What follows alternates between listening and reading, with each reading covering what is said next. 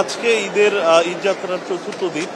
আমরা এই সকাল থেকে এই পর্যন্ত প্রায় 17-18টা ট্রেন ইন্টারসিটি এবং কমিউটার সহ আমাদের স্টেশন থেকে ছেড়ে গেছে। তো এখন পর্যন্ত বড় কোনো বিপর্যয় নেই। দু একটা ট্রেন 40-50 মিনিট দেরি হয়েছে, আর বাকি সব ট্রেন যথাসময়েই ছেড়ে গেছে। হ্যাঁ, এক ঘন্টা দেরি হয়েছে ট্রেনটা। আপনারা জানেন যে এখন যাত্রী চাপ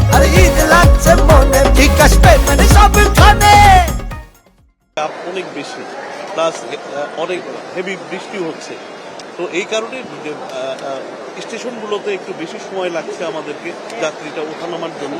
এই জন্য এই দূরপাল্লার ট্রেনে কিছুটা বিলম্ব হয়েছে একটা ট্রেন।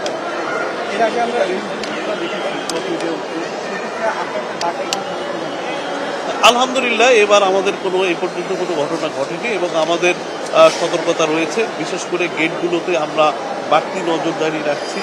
অলওয়েজ ফোনে তাদের সাথে কথা বলা হচ্ছে, তাদেরকে সতর্ক করা হচ্ছে।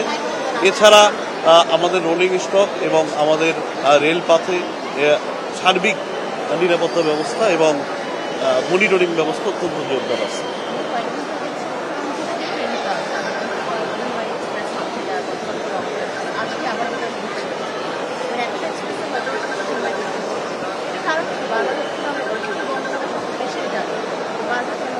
আসলে আপনারা জানেন যে এগুলো অত্যন্ত লং রুটের ট্রেন। তো আমাদের আসলে যাত্রী চাপ এত বেশি যে বিভিন্ন স্টেশনে যাত্রী ওঠানামার জন্য একটু এক্সট্রা কিছু সময় দিতে হচ্ছে। আর আমরা যেহেতু যাত্রী চাপ বেশি, আমরা একটু বাড়তি সতর্কতাও অবলম্বন করতেছি যে যাতে কোনো দুর্ঘটনা না ঘটে। তো আমার মনে হয় যে এটা যাত্রী সাধারণ স্বাভাবিকভাবেই নিয়েছে। আধা ঘন্টা 1 ঘন্টা দু একটা ট্রেন, এটা বড় কোনো বিপর্যয় বলা যাবে না।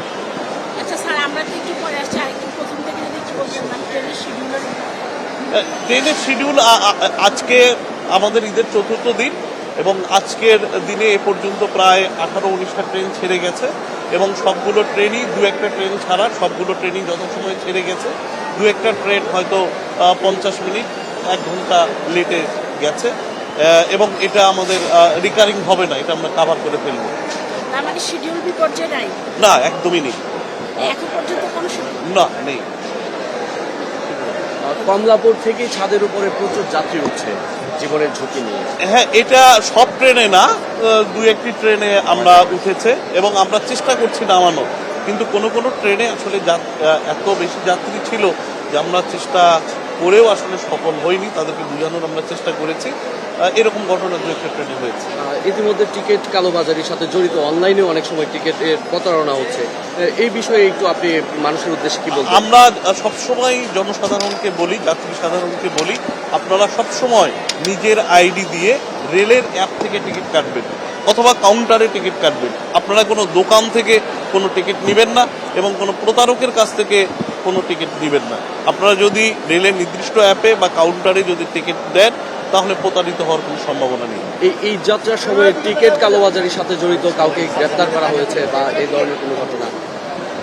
টিকিট কালোবাজারির সাথে আমাদের এখানে পুলিশ, র্যাব, আমরা সবসময় সচেতন আছে এবং তাদের এই বাহিনীগুলো সচেতন আছে এবং আমরা যেখানেই এরকম কথা শুনছি গ্রেপ্তার করছি এবং সেগুলো জেল হাজতে পাঠানো হচ্ছে।